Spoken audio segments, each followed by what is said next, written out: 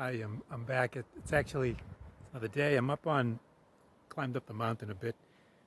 That's up on the side of the village. I'm going to turn. You can take a look here. I'm trying to do this with a sort of a selfie camera, but you can see the view that goes down into the valley.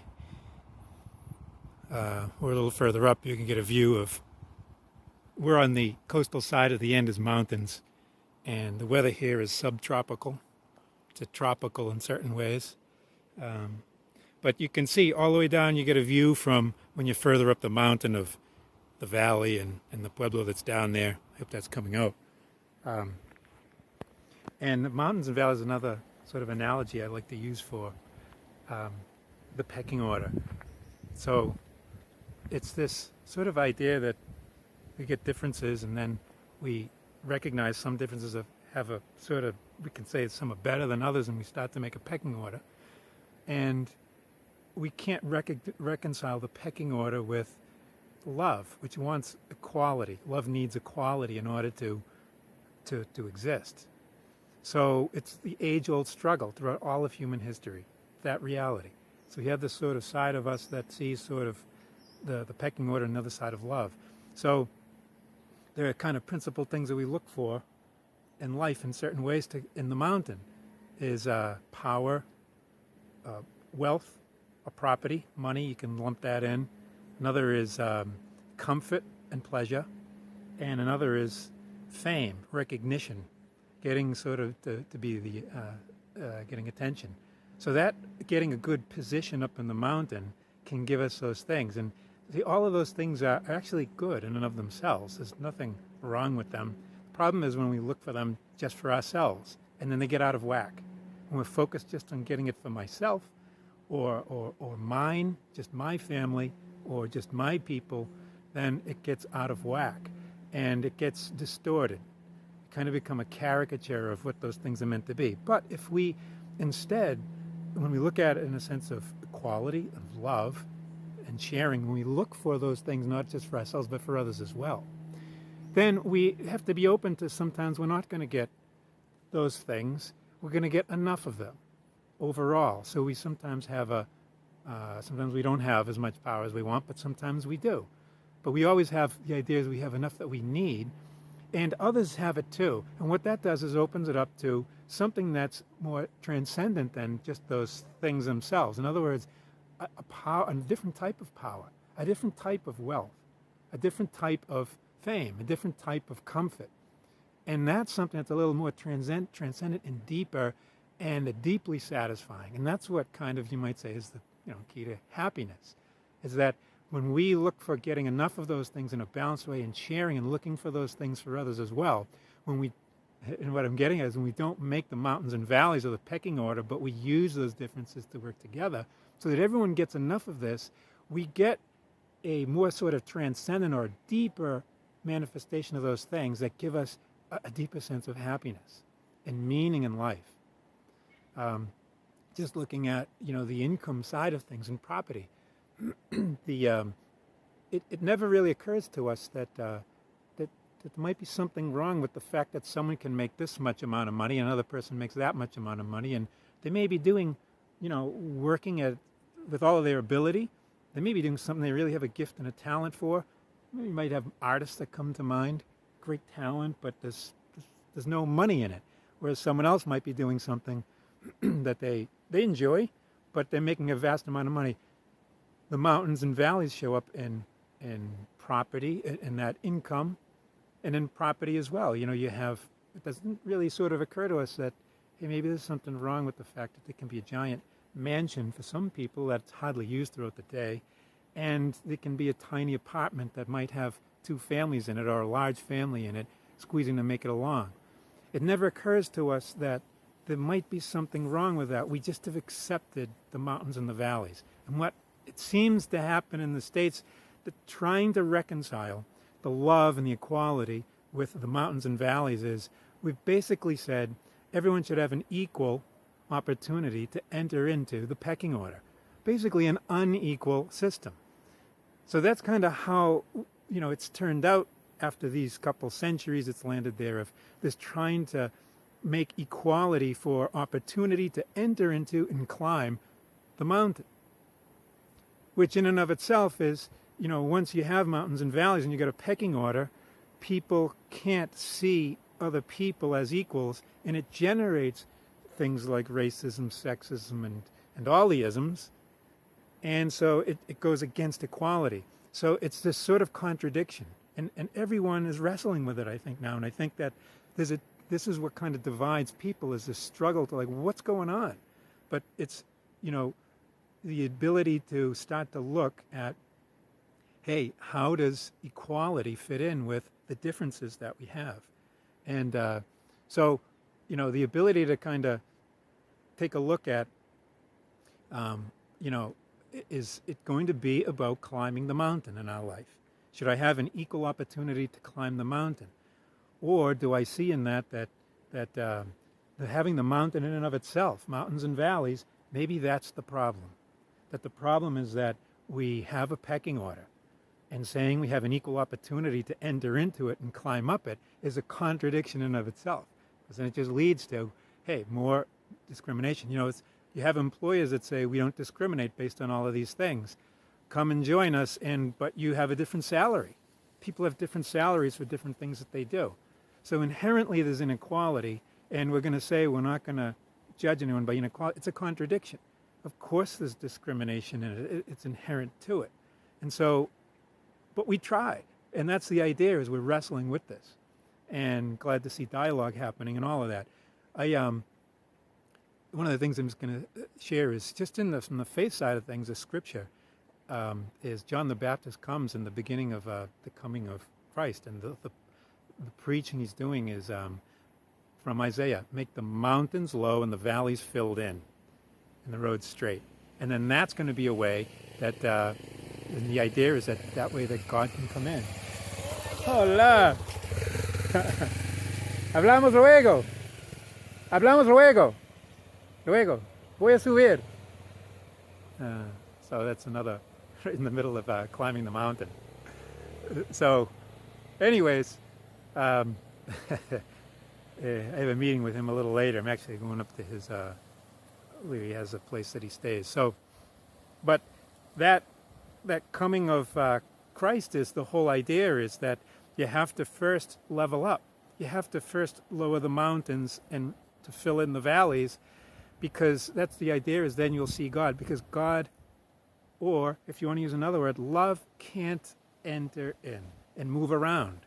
In other words, if you have mountains and valleys in society, God can't get in and move around.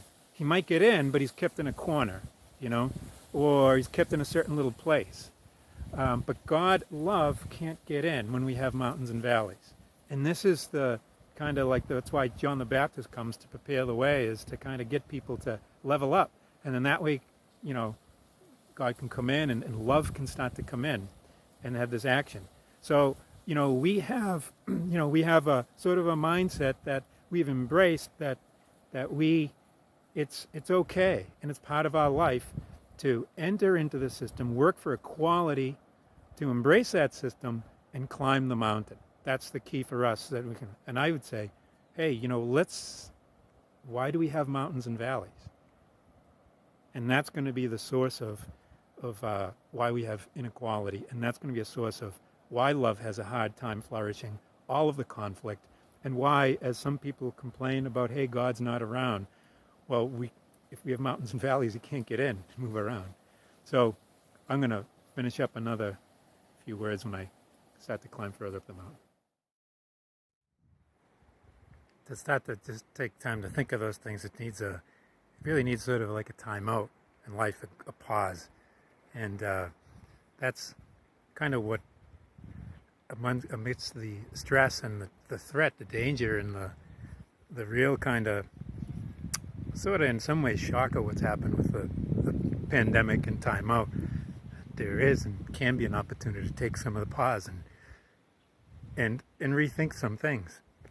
And that's what happened with me in life. I've mentioned it certain times in certain ways, but maybe 15, 20 years ago, I was sort of having my own great pause. And I started to notice how, hey, I was a guy who was focused on making a life for myself and doing pretty good at it, doing focused on my education, focused on my work and my job and my career growth, focused on wanting to have a family, having my own wife, my own kids, my own house.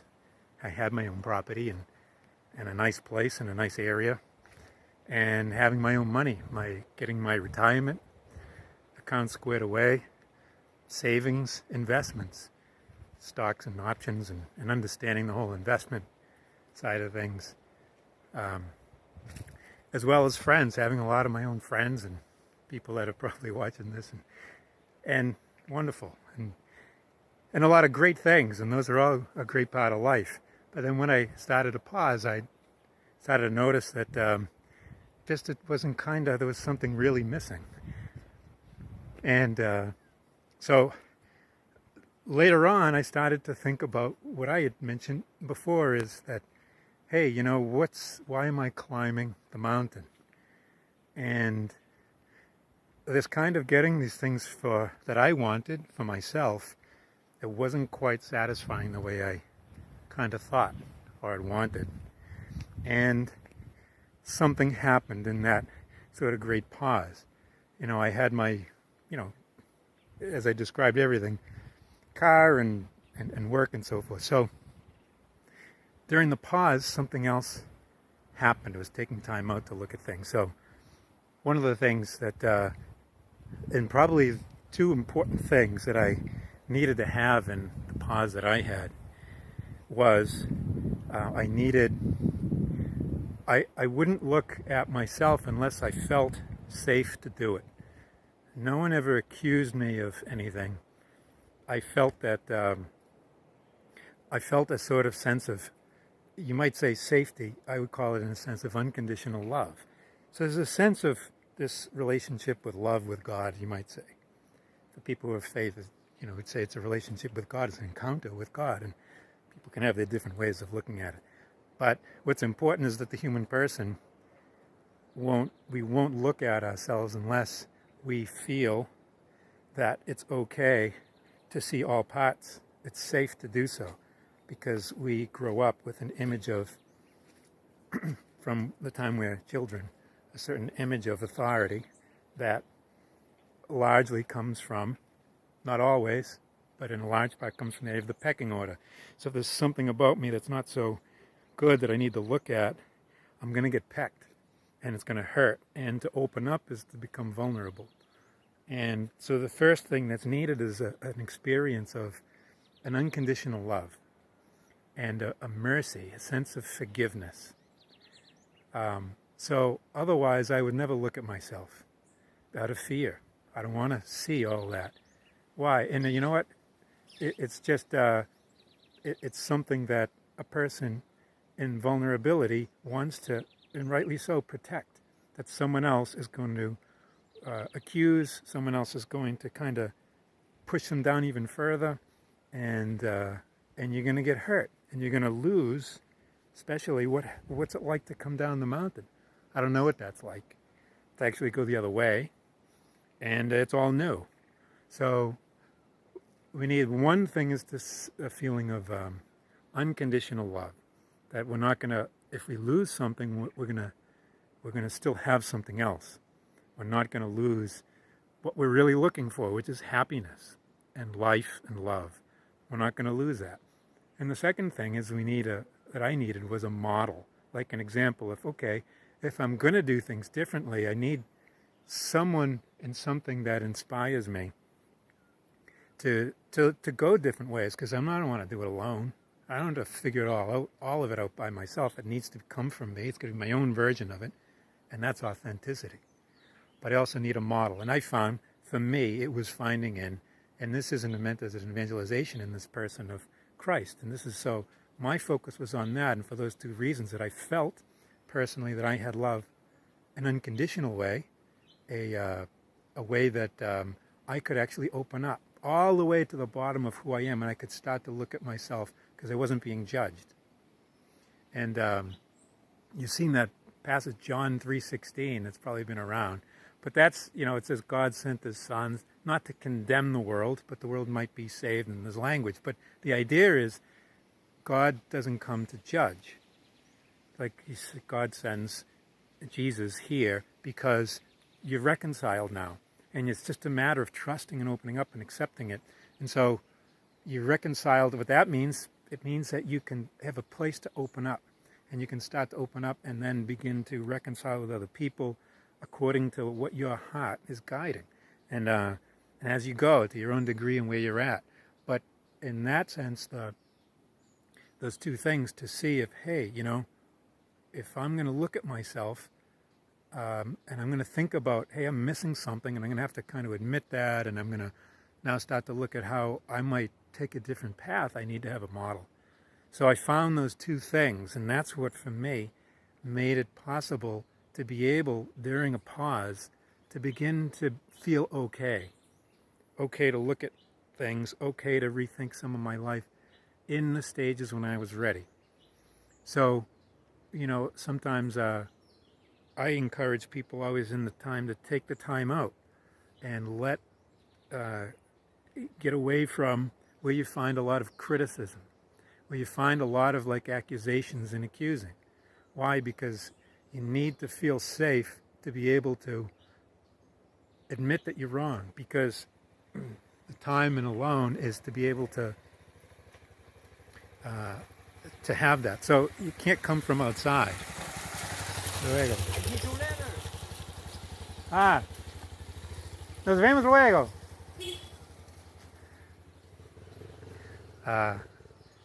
So that space for me made it a place where I could actually take into account and reflect and then see, and I could take in some of my own past and look at it and compare it to, how do I really want to live? Who am I really, and how do I really want to live? What's going to be life and love for me? What's the next step? Is there going to be a change? And that takes, there's a letting go side of that, and there's a sort of a confusing element to that. There's sort of a wandering, you don't know, that's natural. And then there's a new sort of way that can grow out of that. And not even all of that, and not even all in that order. But it needs space in that. It needs a space where there's support, and that there's a sense of unconditional love and a sense of model. So having support from others, we're finding support to look at oneself and to, hey, how can I move and make next steps to move in a path that might touch on a deeper happiness that I'm looking for, that might be able to help me to kind of have a life that's more, what I don't even know what it is yet, but more satisfying.